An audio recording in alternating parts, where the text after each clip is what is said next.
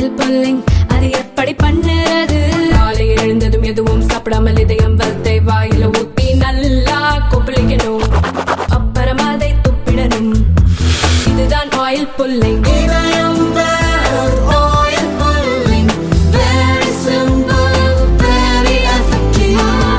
பின்னடைவு இல்லைங்க. இப்போ 4 சுற்றுகளுடைய முடிவில் வந்து மொத்த வாக்குகள் எண்ணிக்கை 6014 வாக்குகள் நாம் தமிழருக்கு போட்டிருக்காங்க.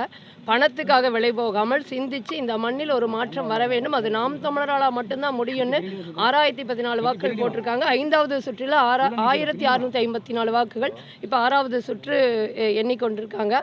இது பின்னடைவே கிடையாதுங்க. மக்களிடத்தில் வெற்றி தான் நாம் தமிழர் கிடைச்சிக்கு நான் உறுதியாக சொல்வேன்.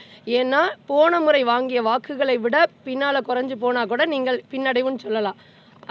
போன இடைத்தேர்தலில் 10,000 வாக்குகள், அதற்கு பிறகு நடந்த நாடாளுமன்ற தேர்தலில் 12,800 வாக்குகள், இப்பொழுது உறுதியாக அதை விட பல மடங்கு அதிகமாக வரும். அதனால் பின்னடைவு கிடையாது. மக்களை சிந்திக்க வைத்ததே அண்ணன் சீமான் அவருடைய வெற்றியாக தான் நான் பார்க்குறேன். சிந்தித்த ஓட்டுகள் தான் இங்கே விழுந்திருக்கு. இந்த வாக்குகள் ஒருபோதும் வேற இனி வருகின்ற காலங்களில் வேறு எந்த கட்சிக்கும் போகாது. 26இல் இது வந்து திமுகவுக்கு பெரும் அச்சத்தை ஏற்படுத்துங்கிறது நான் இப்போ உறுதியாக சொல்கிறேங்க. டெபாசிட் வாங்குவீங்க நம்புறீங்களா? எனக்கு வந்து என்ன, மக்கள் வந்து சிந்திச்சு வாக்குகள் பதிவு பண்ணதே வந்து நான் வந்து கட்டுத்தொகை மீட்டு பெற்றதுக்கான ஒரு இதாக தான் பார்க்குறேன். உறுதியாக வந்து மாற்றம் இருக்குது, மக்கள்கிட்ட மாற்றம் இருக்குது. இது வரைக்கும் இடைத்தேர்தல் அப்படின்னாவே ஆளுங்கட்சி மற்ற ஆளுங்கட்சி தான் வெல்லும், வாக்குகளை அதிகம் இவங்க ரொம்ப குறைவாக வாங்குவாங்கிற நிலையை இன்றைக்கி வந்து ஈரோட்டு மக்கள் மாற்றி இருக்கிறதா நான் நினைக்கிறேன். கடந்த தேர்தலில் கூட்டணியில் போட்டியிட்ட காங்கிரஸ் வேட்பாளர் 66,000 வாக்குகள் வித்தியாசத்தை வெற்றி பெற்றிருந்தாரு. இப்போ அவங்க வந்து அதை விட 2 மடங்கு வாக்குகள் வித்தியாசத்தை வெற்றி பெறுவதற்கான வாய்ப்பு இருக்குது. அதை எப்படி பார்க்குறீங்க? வாய்ப்பு இருக்குனாங்க.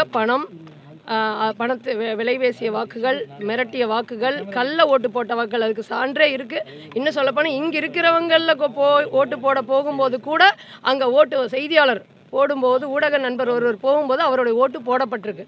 அப்போ இதையெல்லாம் தாண்டி மக்கள் எதுக்குமே விலை போகாமல் நாம் தமிழருக்கு இவ்வளவு வாக்குகள் செலுத்துகிறார்கள் என்றால் அது இந்த மண்ணில் ஒரு மாற்றத்திற்கான ஒரு புரட்சியாக தான் பார்க்குறேன். ஏன்னா ஓரளவுக்கு தான் அநீதியை வந்து தாங்கிட்டே இருக்க மாட்டாங்க. 26இல் பெரும் மாற்றம் வரும். ஒருவேளை இந்த வாக்குகளை பார்த்து திமுக வேலை செய்தால் மட்டும்தான் மக்கள்கிட்டே போக முடியும். இல்லைன்னா 26 படுதோல்வியை சந்திக்கும். நான் இப்பவே நான் உங்களுக்கு சொல்றேன். தொடர்ந்து வந்து போன இடைத்தேர்தலில் கூட ஒரு 10,000 ஓட்டு இது பண்ணீங்க.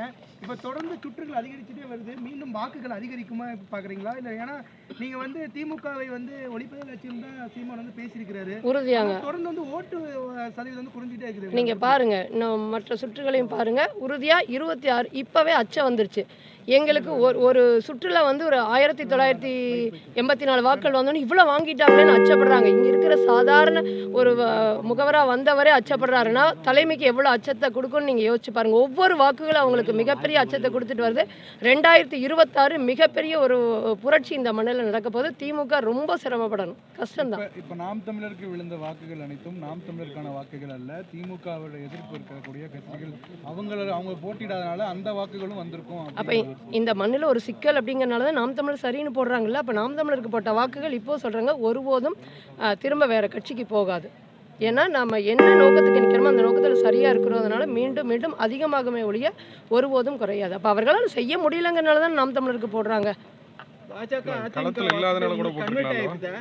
பாஜக அதிமுக வாக்குகள் ஏன்னா முதலமைச்சர் குற்றம் சாட்டினாரு, நேரடி யுத்தத்துல வராம உதிரி கட்சிகளை வச்சு இவங்க வந்து மறைமுக யுத்தம் செய்யறாங்கன்னு.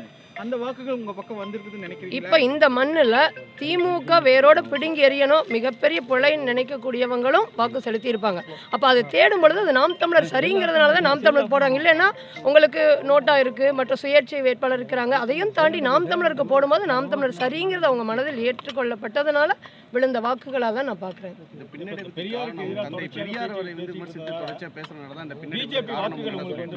ஒருபோது இல்லைங்க.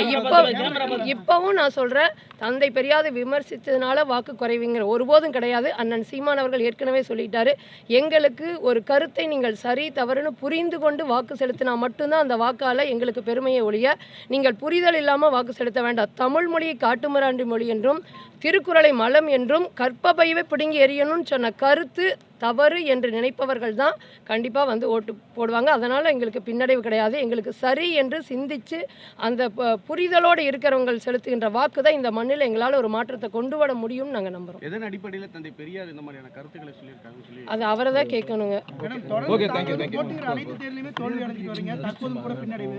நான் வந்து வெற்றியாக பார்க்குறேங்க. 2016 2000 வாக்குகளில் தொடங்கியது இன்றைக்கு வந்து 20,000க்கு மேலே வந்து வாங்க போகிறோன்னா மிகப்பெரிய வெற்றியாக தான் பார்க்குறோம். இந்த மண்ணையும் மக்களையும் நேசித்து நாங்கள் நிற்கிறதுக்கு மக்கள் கொடுக்கக்கூடிய அங்கீகாரமாக பார்க்குறோம்.